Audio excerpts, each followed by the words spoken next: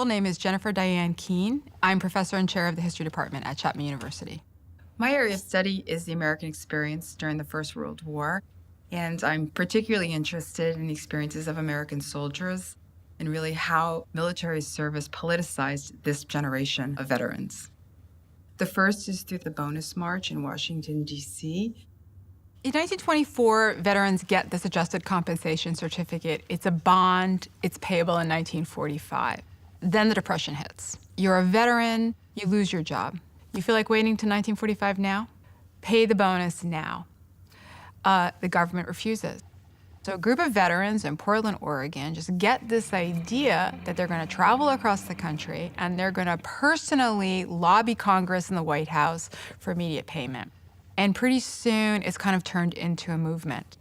At Johnstown, the 9,000 bonus seekers immediately threw up tents and shacks for themselves and families. One of the really interesting things about the bonus march is that it's integrated.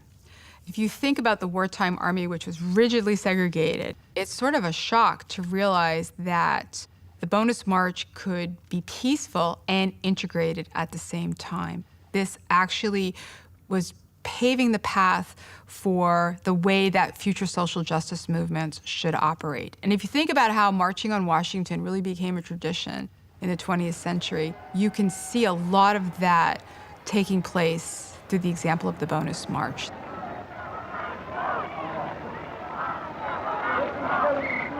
Tell me about the veterans in your family. So both my grandfathers fought in the First World War. My father was English, so I had one grandfather who fought for Britain. He applied for alternative service and was actually a medic on a hospital ship.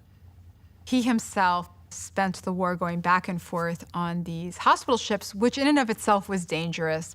And then my other grandfather on the maternal side ended up serving in a field artillery unit. He was one of those guys that just was picking up a shell every 2 minutes and loading it into the guns for these sort of deafening, nonstop artillery bombardments.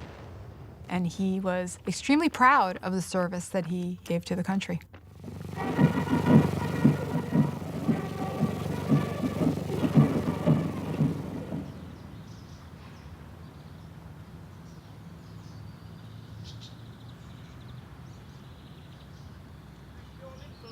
Show your grit, do your bit.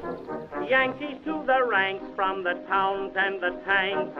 Make your mother proud of you and the old red, white, and blue. Over there.